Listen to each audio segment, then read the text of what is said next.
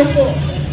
Salamat din kay Director Charles Tabu ng DMW na maraming natulungan regarding sa Action Fund. Pasalamatan natin ang mga taong may pagmamalasakit sa ating mga kapwa Pilipino. Maraming salamat sa kanila. At maraming salamat din po sa mga Pilipinong nagigising na sa katotohanan. Mga Pilipinong may pagmamahal sa ating bansa at sa ating mamamayan. Maraming salamat po sa inyong lahat. Sana po, magkaisa na po tayong lahat. Hindi na po ito usapin ng politika. Hindi na po ito usapin ng partido. Ito po ay usapin ng kalagayan ng ating bansa na patuloy na naghihirap dahil walang nagmamalasakit na magpaunlad dito.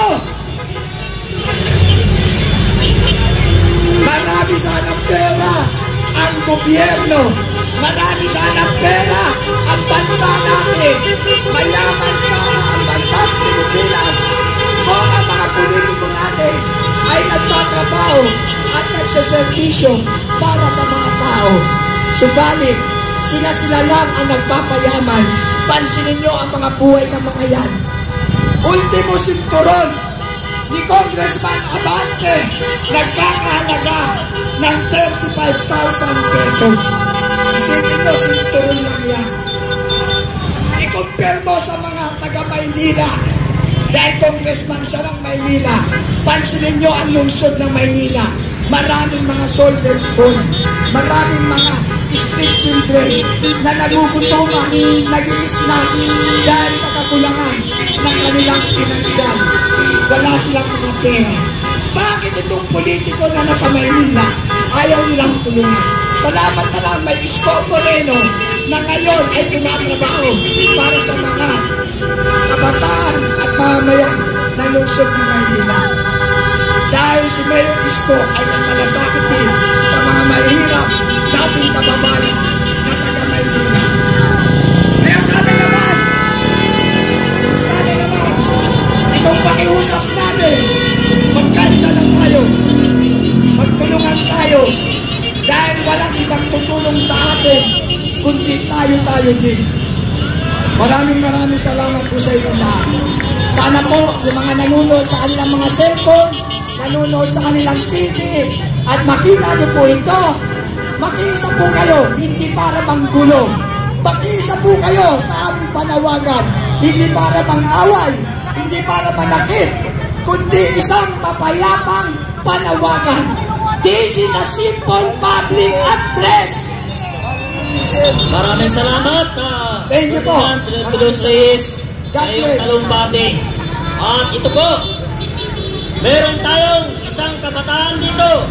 Siya po ay 14 na taong gulang. Sumama dito sa atin. Gusto rin magsalita. Gusto niyang mapakinggan ang kanyang tinig ng mga kurap na opisyales ng ating gobyerno. Tingnan ninyo, isang bata na gusto magpahayag ng kanyang damdamin. Siya ay walang iba kundi si Carl Mendoza. Mga taong bayan! At sa mga kapulisan at mga kasandulahan namin, mga sundalo, PNP, alam namin po na wala kayong magawa sapagkat ginagawa nyo lang po ang inyong serbisyo. Ngunit, sa alang-alang sa aming mga kabataan, alam namin may mga anak din po kayong pinangangalagaan, pinag-aaral para umasenso ang Pilipinas. Para balang araw, sila ang susunod sa yapak ng mga magulang nila. Pero tingnan nyo ang mga anak nyo. Nasa baha. Maraming namatay na kabataan dahil sa baha. Dahil sa palpak na flood control project na yan. At Mr. President, nananawagan po kami bilang isang kabataan. Maawa po kayo sa bansang Pilipinas. Hindi po dahil gusto namin ipahayag na kayo weak leader. Paano namin nasabi? Puro na lang investigation. Andyan na! May pruweba na! Mga kabataan ang nagsasuffer dito sa bansang Pilipinas. Tingnan nyo ang mga anak nyo. Nagtatrabaho kayo. Pero kami mga kabataan ang nagsasuffer para lang makapasok sa eskwela. Kami ay binabaha. Kami ay nagkakaroon ng sakit na leptospirosis dahil sa malpak at ghost project nyo. At yung mga anak ng mga politiko at mga kontraktor ng nepo-business na yan, nag-aaral sa ibang bansa, nakakapag-abroad, nakakapunta sa ibang bansa. Di ultimo kami mga Pilipinong kabataan nangangarap na makapunta sa ibang bansa. Pero paano kami hindi makapunta dahil mga tatay namin, mga magulang namin, ayon, mga sundalo namin tatay, wala, mababa ang sahod. Dahil sa weak leader namin, gusto namin ipakaya bilang kabataan. Kami ang susunod na henerasyon. Ngunit anong ginagawa nyo? Para ipahayag namin sa inyo na gising na ang taong bayan. Mga kasundalahan, mga sundalo ng Pilipinas sa alang-alang na Republika ng Pilipinas. Parang awa nila, huwag na kayong magbulag-bulagan. Nakikita nyo ang nangyayari sa taong bayan. Lubog na tayo. Kaya huwag na tayo magbulag-bulagan. Maraming kabataan na naapektuhan. Nag-aaral ulit. Bago makapasok sa eskwela, kulang ang mga baon nila. Yung baon nila tuyo. Yung baon nila yung ibang kabataan tuyo. Para lang makapasok tayo ng kulang nila. Wala yung sahod ng aba.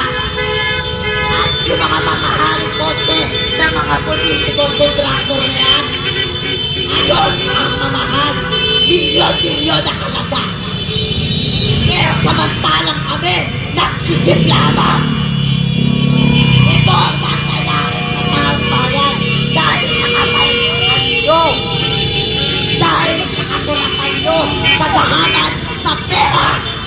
Kami ang may-ari niyan. Kami nagpapasahod sa inyo. Kaya lang kayo naubusan dahil sa mga magulang namin. Kung hindi kayo binoto ng taong bayan, wala kayong kapangyarihan. Kaming taong bayan may kapangyarihan at kunin at bawiin sa inyo. Dahil bakit? Kung nasa inyo ay may tino at may tamang pagserbisyo sa Pilipinas, alam namin kung paano nyo mapapaganda Pilipinas. Inasahan namin yan. Ngunit walang nangyari. Dahil bakit? Si Romualdez, Speaker Romualdez, lumuwas na. Dahil bakit? Natakot sa ating taong bayan. Sabi ko, tandaan mo to. May kagarapalan ka rin. Dahil kung hindi dahil sa'yo, hindi kami mapapahamak na taong bayan. At lalo na, hindi kami mababa ng mga kabataan kung hindi sa palpak mo, mga flood control. Kaya gusto ko sanang ipahayag sa taong bayan, huwag kayong tumigil hanggat hindi tayo nagtatagumpay. Marcos resign! Marcos resign! Marcos resign!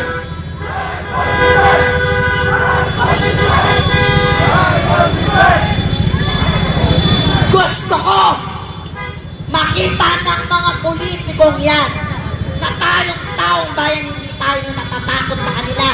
Pinananakot pa sa atin yung people power. Wala kayong magagawa kung ang taong bayan ay galit na sa inyo. Kaming mga kabataan, gusto namin makita nyo rin na ang mga kabataan ay gising na rin. Para sa inyo at sa kapakanan ng Republika ng Pilipinas, ito hawak namin ang bandila ng Pilipinas.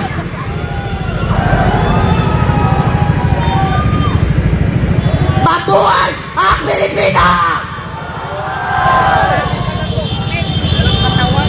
Nakikita nyo ba ang nangyayari sa Pilipinas? At alam nyo ba ang nangyari sa Indonesia?